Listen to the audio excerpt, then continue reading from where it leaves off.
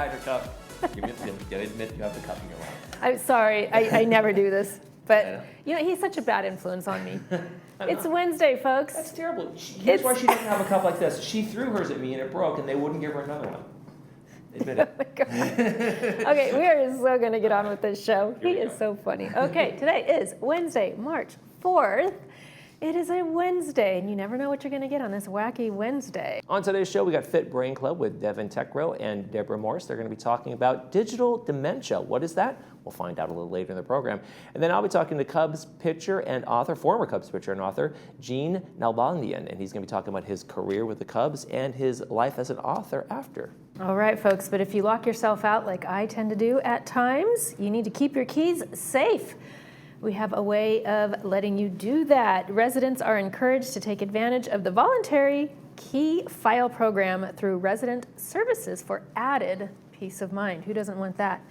By securely keeping a manor key or keyless entry code on file, authorized personnel can quickly access your home in an emergency, whether it's a water leak or a lockout like we talked about, helping prevent damage and reduce stress. All keys and codes are stored securely and never entered into the electronic system. If you'd like to participate, visit Resident Services at the Community Center on El Toro Road or contact them for more information.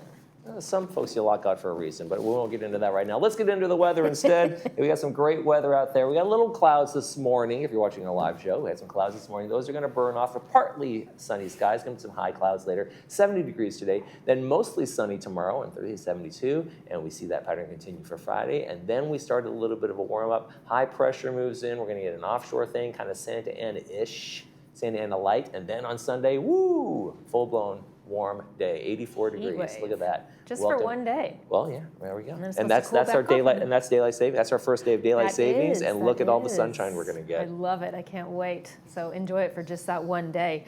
Also, we're going to enjoy our sunrise sunset photo. It's from Eastern Oregon. Beautiful. I used to live in Bend, Oregon. Oh, I love Bend. That reminds me of Bend. I love Bend. Well, I guess it would if it's Eastern Oregon. Sunrise this morning was at 6:15 a.m. Sunset will be at 5:50 p.m. Just making a lot of sense today. Thank you, Dennis. Dennis Harper for sending that in. Email your photos, just like Dennis did, to Laguna Woods Village TV at gmail.com. Of course, send us your name, where the photo was taken from, and in a horizontal format, please. All right, we're going to get out of here and regroup. Right now, let's take a look at some meetings, and then when we come back, Bree will be talking to the folks from the Fit Brain Club about digital dementia. Stay with us.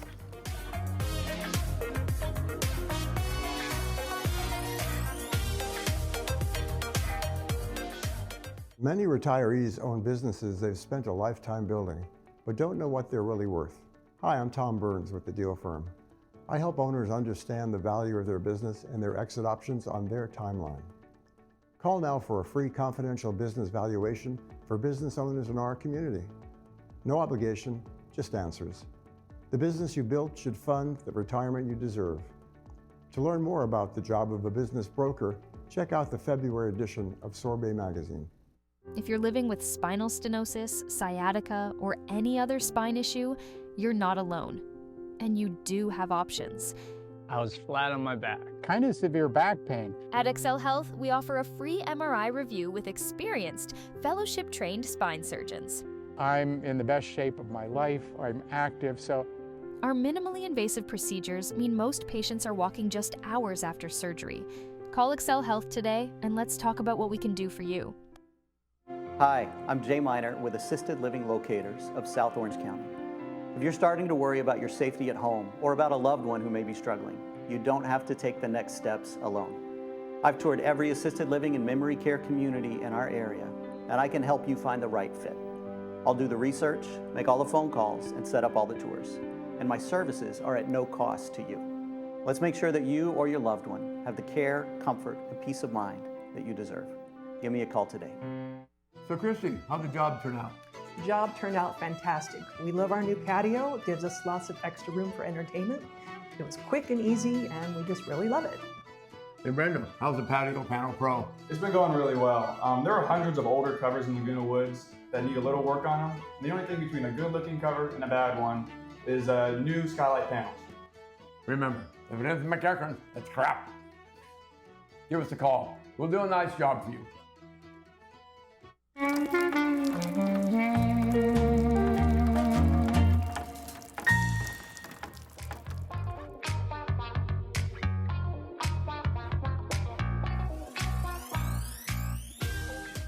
Welcome back to the show, everyone. There's been a lot of controversy lately on whether or not technology is helping or hurting our brains. Here to talk to us more about digital dementia, we welcome Devin Tykro and Deborah Morse. Hi. Representing Fit Brain Club this morning, aren't you? Yes. Welcome to the show. Thank you so much for having Appreciate you us. both being here. Deborah, you're with Alzheimer's Orange County. Yes, I'm at the Alzheimer's Orange County. We are the sponsor of a Fit Brain Club, which is every second Monday in Clubhouse 3 at 10 o'clock. Yeah, And- so we're here to introduce technology and the effects of technology on the brain. Yes. And Devin here is fantastic. So we're looking forward to having him. Wonderful. And Devin, so you're going to be the speaker at the next upcoming I will, yes. meeting. I'll be giving a Fantastic. talk, basically an extended version of what we'll be talking about today. My goodness. Okay, so give me a quick background. How did you get into this field? That's a bit of a long story for a 10-minute interview, but I started out doing my undergrad in psychology up at UC Davis, and then I did my master's of science in epidemiology up over at UCLA, where I focused on air pollution and prenatal exposure, basically, and looking at Wow. those kinds of things. You have very niche yeah. interests. Yeah, the lab I was working in there mostly focused on Parkinson's, though. So that was my first experience with major neurodegenerative diseases. And so afterwards, I got very interested in neuroepidemiology. And so just the things that have to do with more brain disorders, neurological disorders. And so now I work in migraine research and Alzheimer's research at UC Irvine in the neuroinformatics lab run by Dr. Ali Azadi. Okay, well, you've got quite the background. So talk to us about the digital dementia. Is this an actual medical term? No, it's not. So this was a term that was made by a guy named Dr. Manfred Spitzer. He's a German neuropsychologist, I believe. And he came up with it as a term to kind of explain what he thought was happening with young children's brains and things like video games, too much technology exposure. And even that he got arguably wrong in some areas because, yes, if you just play video games all day with no real value-added components to them, it's going to be a bit of a dead end for anything good for the brain.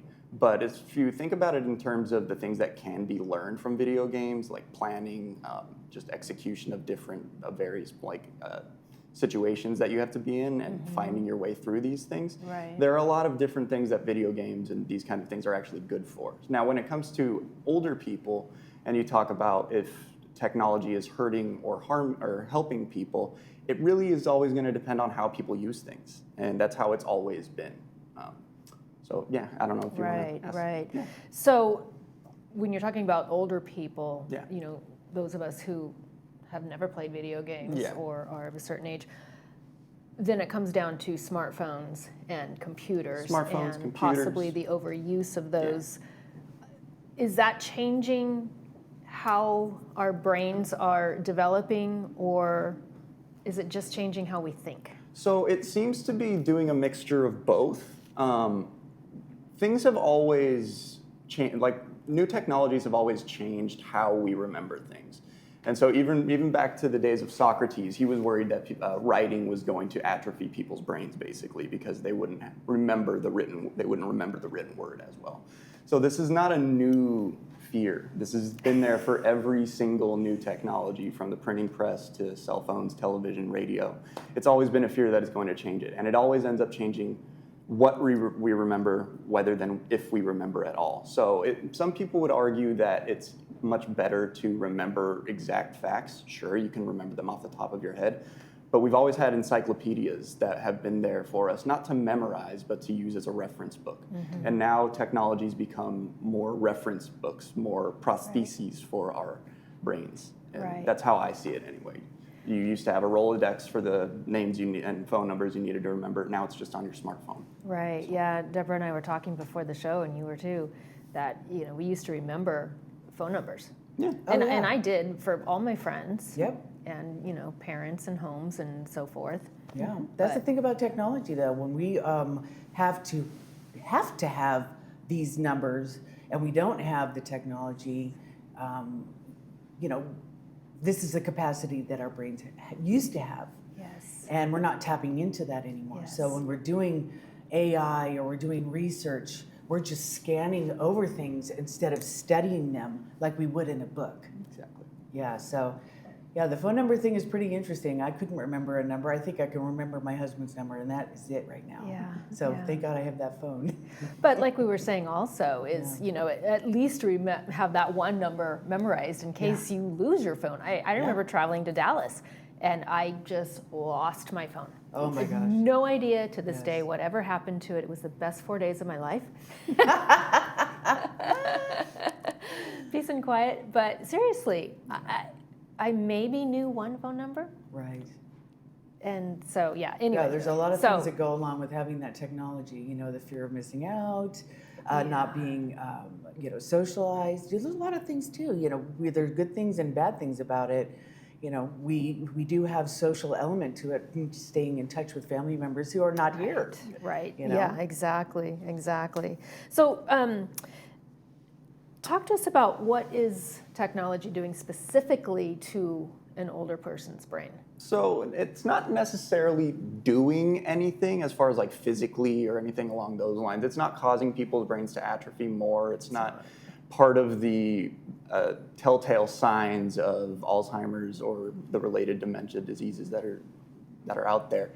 What it seems to be doing is just kind of changing how we remember instead of what we remember. We remember where things are located as opposed to the exact fact. So it's kind of similar to what used to be called the Google effect, where people were worried that people wouldn't remember things because Google was just there and you could always kind of just type away the question, get the answer for you.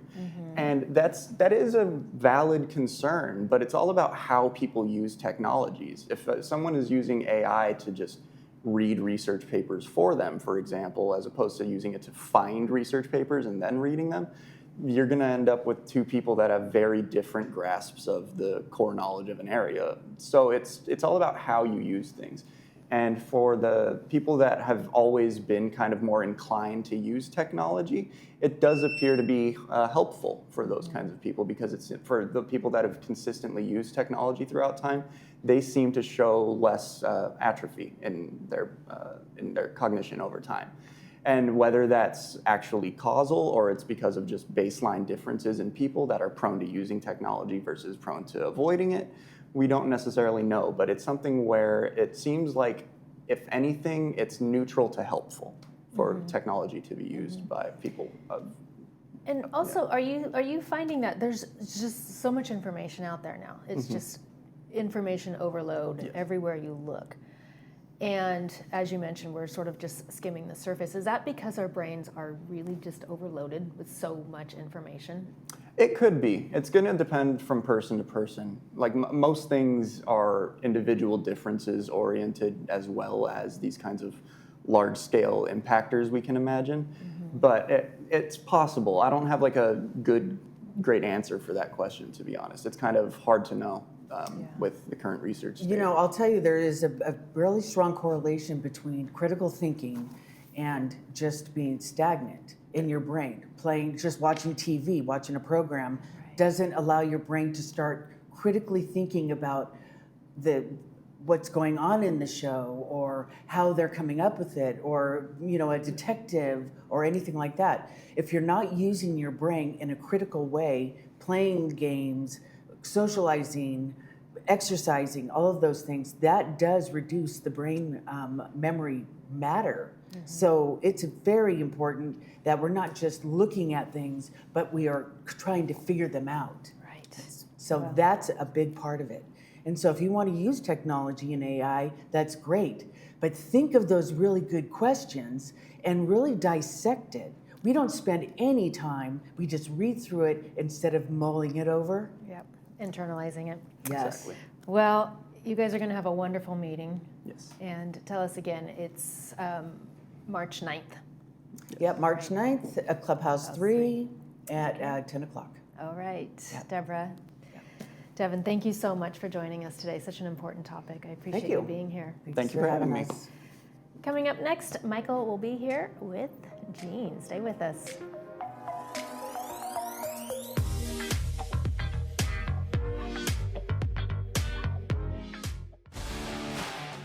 Orange County's only PGA Tour event is back.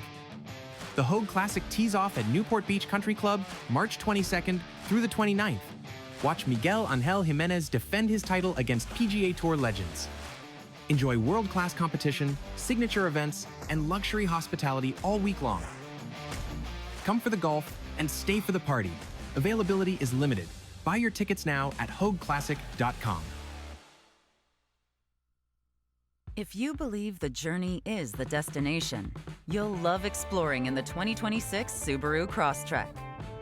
Standard symmetrical all-wheel drive plus 33 miles per gallon, an 11.6-inch high-resolution touchscreen, plus a 180 horsepower Subaru Boxer engine.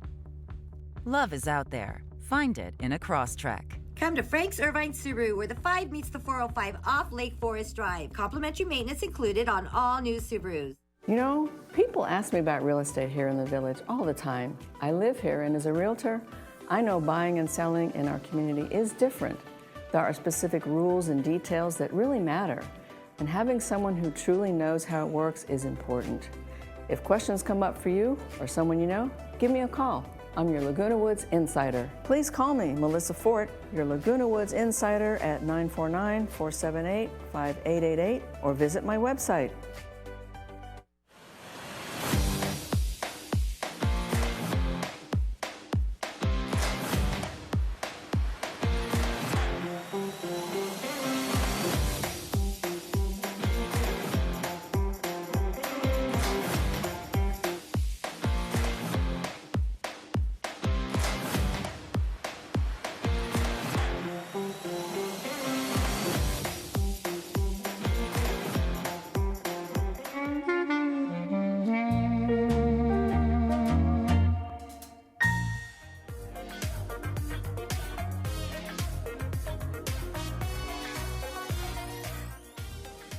When I shook his hand to say hello, I could tell he was a pitcher. He still has that good grip. I want to welcome to the program Gene Nalbaldian. He was a former Cubs pitcher and author. Thanks for joining us.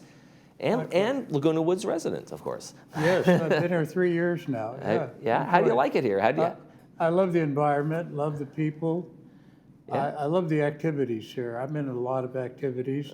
Play golf twice a week. So There you go. Nice. There you go. All you pitchers, you always have your off days. You always had time for golf. Well, I play with a guy, a Korean guy, my buddy named Sang Chung. He's played the Masters 27 times. Oh, you got to And get he's played with Palmer and Wow. Trevino and some of the greats. So I play with him. Not every at all Friday. intimidating. Yeah. So tell me a little bit about your career. I mean, you didn't grow up out here, right? Your grandparents immigrated from Turkey? Yes, and my dad was born in Connecticut, my mother in Fresno. I grew up in Fresno, and I lived there till I was 20, until I finished college. And after college, I was a good player in college, so I played in semi-pro ball, and then we played in the amateur baseball tournament. Yeah. And I pitched against the Fresno State team that I was on. We lost in the College World Series in '58. I struck out 20 guys in that game. All your teammates? Yeah, I struck them all out. And then 2 days later, my coach says, we're playing the Cheney Cubs from Washington, one of the #1 teams in semi-pro baseball. I pitched on 2 days rest, struck out 16. And we lost in 16 innings. They took me out for a pinch hitter. And then Giants wanted to sign me to Phillies, Kansas City. So the Cubs heard about me and flew me out to Los Angeles to pitch in Wrigley Field against Dale Crandall's Milwaukee Brewers. So they asked me to be the starting pitcher. I pitched 3 innings and struck out 7 out of 9. And the Cubs signed me to a bonus contract. And that's how I went directly from college to the major leagues. That's incredible. Now, you have a picture of your signing here. We have it up on the screen right now. And what was that like to be signed? I mean, was that a dream of yours growing up, or did you? I'm sure you played baseball in Little League and that kind of thing. Did you always say someday this might be a pathway for me? I didn't have Little League when I grew up, but Really? I always visualized I wanted to be a baseball player because I used to listen to Ronald Reagan on the radio recreating games. Okay, yeah. And I could visualize what it was like playing in all the parks. And I used to follow all the players. And my dream came true. So whatever you can conceive and believe, you can achieve, Absolutely. really. What was it like that first time you pitched against well, you were signed, you were pitching in a professional game. What was that like going out there taking the mound that day? It was exciting. It was nervous. I tell you, I was with a historic team. Back in '62, I was with the Cubs when Mr. Wrigley introduced the 8-manager system. We had rotating managers every month. So Charlie Grimm was our manager. So I pitched in the first game was against rookies from the Giants. And then as the season progressed and I was doing well, the day before spring training was going to break, so I was going to make the roster, I was pitching against the San Francisco Giants, their starting lineup. I'll never forget it. And they told me how to pitch to these guys. The first hitter was a guy named Chuck Hiller. A little scouting report on everybody? Yeah, they said he can't hit it low and away. The third baseman was the second hitter, Jim Davenport. They said he can't hit the curveball. The third hitter was a guy named McCovey. And they said, you got to be real careful. Don't pitch speeds. him. Walk him if you have to. Yeah. And then the fourth hitter was Willie Mays, and they said, throw it and duck, baby. But I pitched 5 innings against the Giants and shut them out. Wow. And at the end of the 5th inning, I had a pop in my arm. And when I went back out to pitch the 6th inning, I went out to pick up the ball, and I couldn't pick up the ball. And nobody knew what happened. So they took me out of the game, and so they tried to put me in rehab and everything. And finally, as the season progressed, they put me on the disabled list and then released me. Right. And I tried to come back, but you're a young man. You're still a young man, and so many baseball players and professional athletes, they have that second career, and you actually have written a couple books. And I want to talk about that before we run out of time. Tell me about your books and what inspired both of them. One is obviously a very personal and tragic story. Well, my first book was because I wrote it was more of a catharsis. My youngest boy was a world-class surfer, and he OD'd on drugs. And it was part of the culture of young kids that start smoking marijuana, and they got it from their parents. And then when my son died, it was so devastating to me. I was trying to understand why. Because we were a Christian family, and I raised all my kids believing in the Lord. And so it took me 2 years, and I wrote the book. And my college roommate said, Gene, you got to publish this book. So I did, and it became a bestseller. The book has sold over 50,000 copies, and it's still going. It's on Amazon. But I sell it a lot cheaper on my website. And so I wrote another book called Believing is Possible. It just came out now, and I'm writing my 3rd book on adversity. Yeah. What do you think you learned from that first book in terms of, like you said, it was Lamentations. It was you kind of looking back inwardly about what happened and what the whole thing was? Because I'm sure you didn't have a lot of answers when that happened to your son. You look at yourself and you realize that every experience you have in life becomes a teaching moment.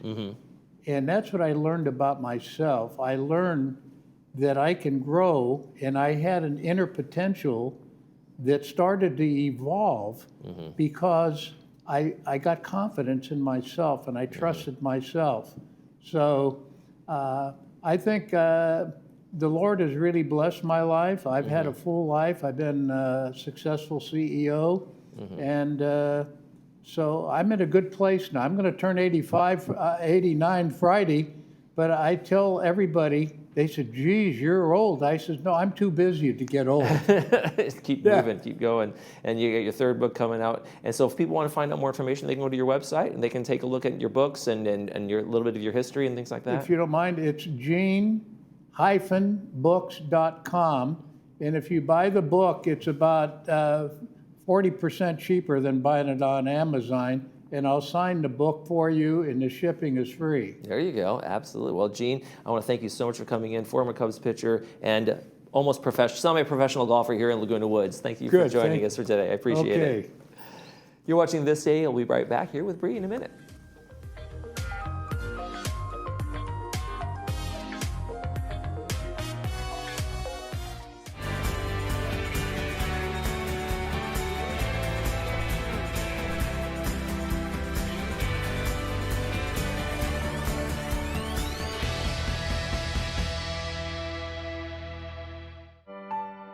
Hospice isn't about giving up. It's about showing up with compassion, expertise, and heart.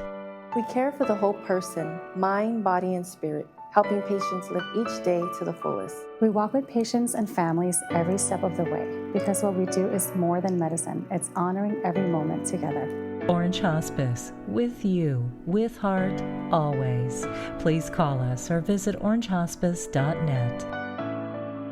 For years, Meineke has proudly served the Laguna Woods community. At our auto repair shop in Lake Forest, we offer a variety of services and repairs so that you can count on Meineke for all of your vehicle's needs. Whether it's a regular tune-up or more significant damage, our technicians are here to deliver top-quality workmanship. When you visit us, we'll ensure quick and efficient service so you can get back to your day without delay. Visit us today for unparalleled service. For nearly 40 years, Pacific Cardiovascular Associates has been the leading cardiovascular clinic serving Laguna Hills and Laguna Woods. At PCA, our board-certified heart specialists provide compassionate care from initial consultations to routine follow-ups and more. We offer echocardiograms, stress tests, vascular studies, and pacemaker checks, all in one convenient location. With free parking and full wheelchair accessibility, PCA makes care easier than ever. Visit our website or give us a call to schedule your appointment today.